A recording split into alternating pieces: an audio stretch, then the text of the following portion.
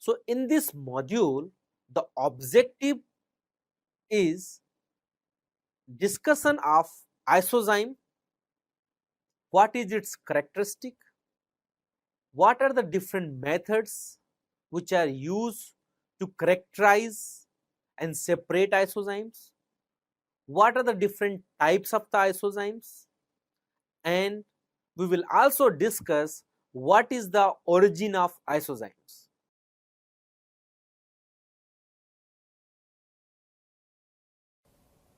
First, we will discuss what are the different types of isozymes. So, isozymes are classified into three types based on their origin and formation. The first type is true isozyme, second is hybrid isozyme, and third is allozyme. Each one will be discussed in detail. First, we will discuss about true isozymes, then hybrid isozymes, then allozymes. What are true isozymes? True isozymes are the one that is a product of different genes and they are generally coded by different genomes. For example, if you remember malate dehydrogenase of the TCA cycle, so malate dehydrogenase is having two isozymic form. One is cytosolic malate dehydrogenase, another is mitochondrial malate dehydrogenase. Both are involved interconversion of malate into oxaloacetate, but they are coded by different genomes. But if you remember the function of cytosolic malate dehydrogenase and mitochondrial malate dehydrogenase, so mitochondrial malate dehydrogenase converts malate into oxaloacetate, while cytosolic malate dehydrogenase converts oxaloacetate into the malate. So they are isozyme involving in the same step but performing different reactions. Not only that, they are originated from two different genomes. For example, mitochondrial MDH, malate dehydrogenase, is synthesized from mitochondrial genome, while cytosolic malate dehydrogenase are synthesized from the genes present in the nuclear genome. The second example of true isozymes are amylases, which hydrolyzes starch. So, amylases is either salivary amylase or pancreatic amylase. So, they have difference in the origin. One is synthesizes in the salivary gland and other is synthesizes into pancreatic cells. So, true isozyme basically have difference in the genome or genes which are coding that isozyme. The other class of isozymes is hybrid isozyme. As the name suggests, hybrid means they are having different things which hybridize together to form this isozyme. So, hybrid isozymes are oligomeric protein that are produced by different combination of constituent subunits. So, when we are saying subunit, that means the isozymes which are hybrid isozyme, they are always oligomeric in nature, they are always existing into the quaternary structure of the proteins. So, example of hybrid isozyme is well known. You have heard about lactate dehydrogenase. So, lactate dehydrogenase is having 5 isozymes. They are formed because of the different arrangement of its two subunit, M subunit and H subunit. So, M subunit, if it combine together, then it form M4 isozyme that is found in the muscles. Have only H subunit, it is producing H4 isozyme which is present in the heart. And if we have different composition of H and M, then we will have H3M, H2M and HM3 isozymes. The second example of hybrid isozymes are creatine phosphokinase, which have 3 isozymes.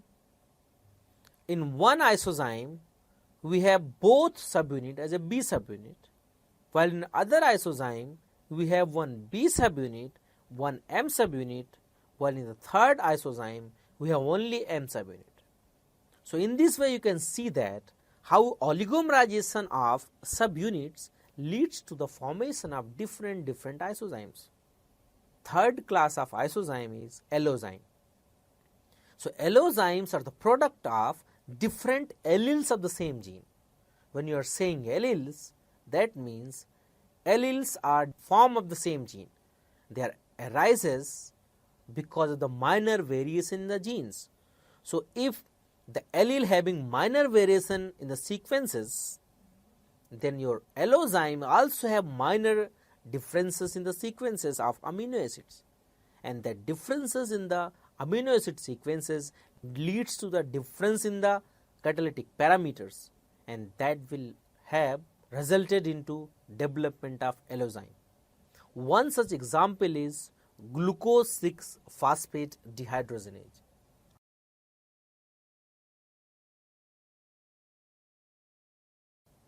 What are the methods that is used to characterize or separate isozymes? When you want to study isozyme, then it is very important to know the methods which characterizes and separates isozyme. As you know that isozyme differ from each other in the structure, it is differing in its electrophoretic mobility, it is also differing its immunological activity. So, therefore, any methods that characterizes structure, electrophoretic movement or immunological recognition of isozyme can be used to separate the isozymes, because they are differing from each other in these properties. As you know, isozyme differ structurally, so the methods that are used to distinguish the structure, they all are used to characterize isozyme, such as circular dichroism. Circular dichroism is a method which differentiate the secondary structure of enzymes or proteins.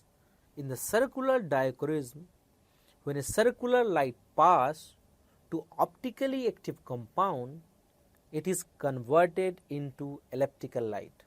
So, CD spectroscopy is monitoring the ellipticity of light coming out of the enzyme or optically active compounds, and CD spectra is a plot of wavelength versus ellipticity. So, we have a specific structure spectra for alpha helix, for beta sheet, for random coil. When you compare it with the CD spectra of different isozymes, then you can see the differences in the secondary structure. So, the CD can be used to differentiate the two different isozyme and characterize it. The second method that can be used to distinguish two different isozyme or characterize it, that is NMR, that is nuclear magnetic resonance. So, in the NMR, what we are going to do is, we are basically exciting proton of a nucleus, and after excitation, once the excited proton coming back into the ground state undergoes relaxation. So, the relaxation pattern is monitored in the NMR, and relaxation pattern is different according to the change in the 3-dimensional space around the proton.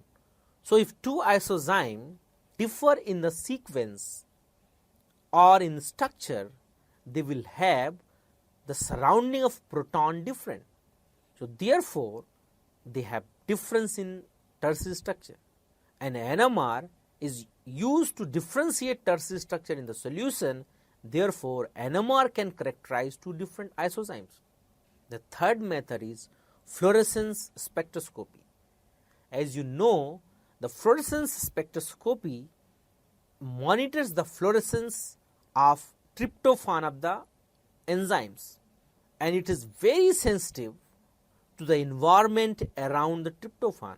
So, if there is a variation in the sequence of two different isozymes, then there is a difference, there is a variation in the fluorescence of the tryptophan. So, that will used as a probe to monitor the differences in the tertiary structure of isozymes. So, therefore, fluorescence can be used to distinguish two different isozymes.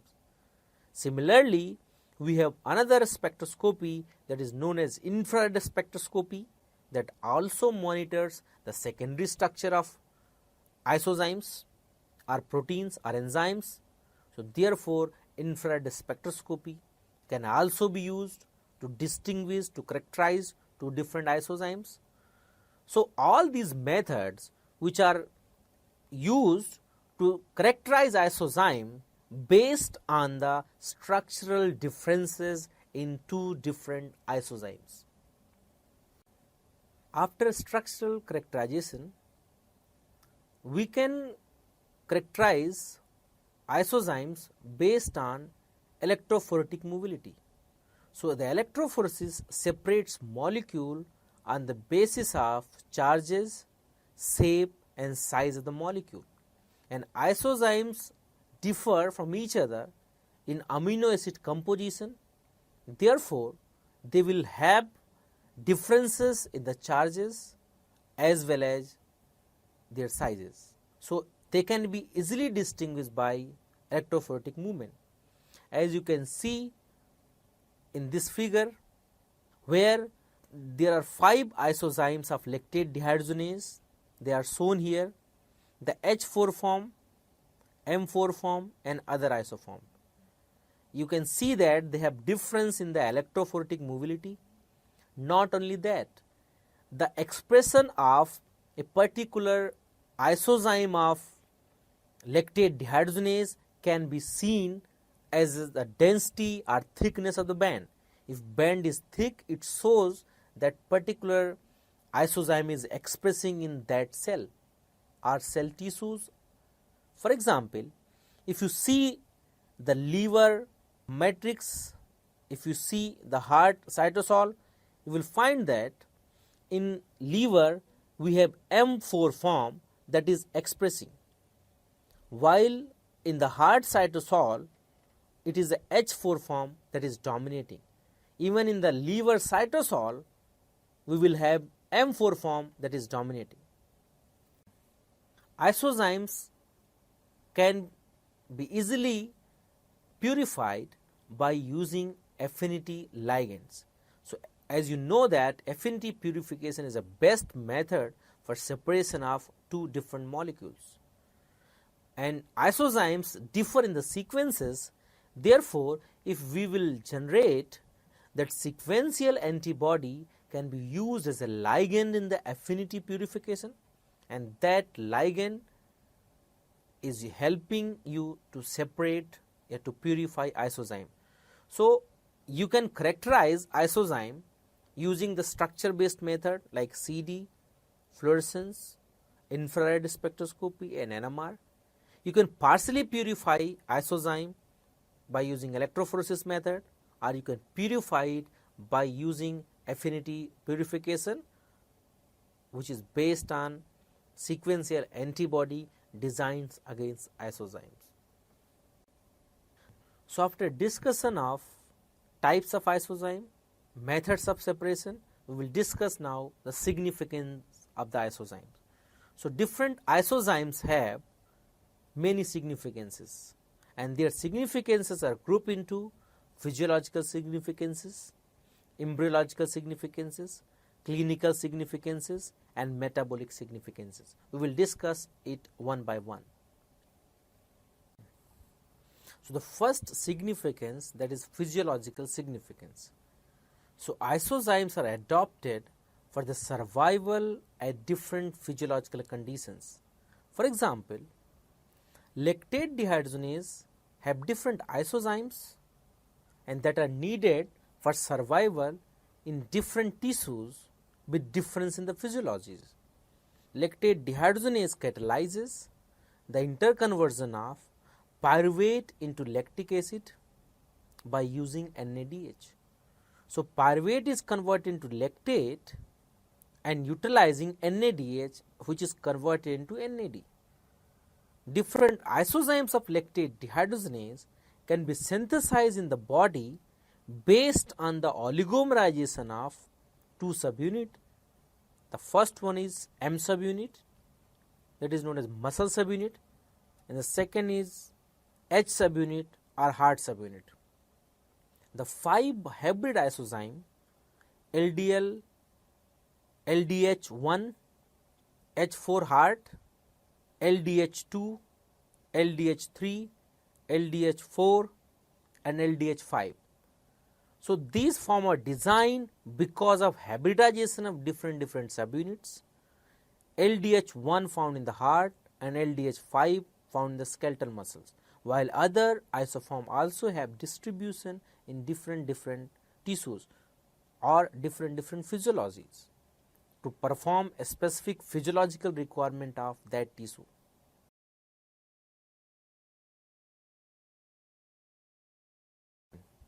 The second significance of isozymes are clinical significance. So, the presence of different isozymes have clinical significance. For example, creatinine phosphokinase, which is involved in the conversion of creatinine and ATP into the creatine phosphate and ADP. And creatine phosphokinase is a dimeric form, consists of a brain subunit and a muscle subunit. So, 3 types of creatine phosphokinase having different arrangements of brain subunit and muscle subunit. So, CPK1, which is having 2 brain subunit, CPK2, which have 1 brain and 1 muscle subunit, and it is found in the heart, and CPK3, which have both muscle subunit. So, as you see here, that CPK2 is present in the heart. So, if normal level of CPK2 increases in the blood, it shows that there is some problem in the heart, and normal level of this isoform is 5% to total plasma CPK, and that is increased to up to 20% under myocardial infarction. So, other isozymes are also used to monitor some pathological conditions. They are either isozymes, either not isozymes, but they have significance in monitoring the pathological conditions such as SGPT, SGOT, LDH, ALP and GGT. Embryological significances of isozyme. Different isoform of biomolecules having embryological significances. One such example, which is not an enzyme but that is isoform, is hemoglobin, which exists in different forms in embryological state and adult state. In embryological state we have alpha 2 gamma 2, while in the adult state we have alpha 2 beta 2, and both have its own significances. The fetal hemoglobin or embryonic hemoglobin have more affinity for the oxygen, hence help in the survival of the fetus, but it has less oxygen delivering capacity, therefore that cannot be used in the adult. Infants or fetal physiology is in such a way that fetal hemoglobin can deliver oxygen to fetus, but they cannot deliver oxygen to the adult. Therefore, in the adult, that alpha 2 gamma 2 is replaced by alpha 2 beta 2, which is having more oxygen donating capacities. Isozyme also have metabolic significances. For example, the existence of isozyme permits the tuning of metabolism to meet the particular needs of a given tissue, such as hexokinase and glucokinase are 2 isoforms. Glucokinase found in the liver and pancreatic cell, and it have high Km for glucose, that means it has a less affinity for glucose, while hexokinase, which is found in different tissues, have low Km for the glucose.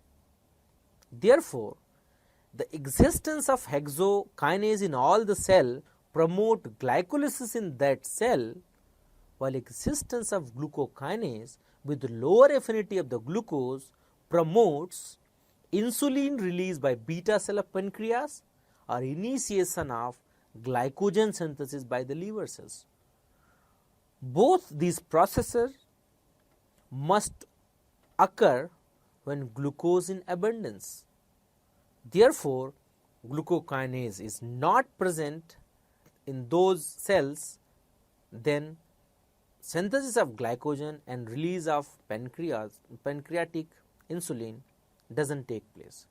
Therefore, the existence of isozyme basically helps the metabolic pathways and fine tuning of metabolism. Isozymes traditionally also used as a molecular markers or biochemical markers, but nowadays with the development of different methods, molecular techniques, they are of less use, but traditionally they are used as a molecular marker. So, isozymes have different significances such as physiological, embryological, developmental, and then clinical significances, and they can also behave like molecular markers. After discussion of type, significances, and methods of separation, the important point is how the different isozyme originated. So, isozyme usually result from the gene duplication, but it can also arise from polyploidy. During the evolution, if the function of new variant remain identical to its parental variant, then it is likely that one of the two variant will be lost and resulted into the pseudogene. But if mutation or variation do not prevent enzyme from functioning, then instead of modifying either of its function, then two variant may both be favored by natural selection and become specialized to different functions, and that is because of amino acid residue change. So, if the amino acid is changed, which is relatively unimportant, then it is selectively neutral, then it is subject to genetic drift, but if and undergoes natural selection. So, that means you can say that because of the mutation we are creating the variants, but if variant is performing some other function, then that has been selected from natural selection, but if they are not performing any other function, they are considered and they are produced, they are converted into the pseudogenes. So, allozyme may result from point mutation, from insertion deletion mutations after DNA coding sequences of the gene undergoes mutations. So, students, let us summarize what we have discussed in this module. So, in this module, we have discussed what is really a isozyme, what is a true isozyme, what is hybrid isozyme, what is allozymes. We have discussed how the trio isozyme differ from hybrid isozyme and how hybrid isozyme differ from allozyme.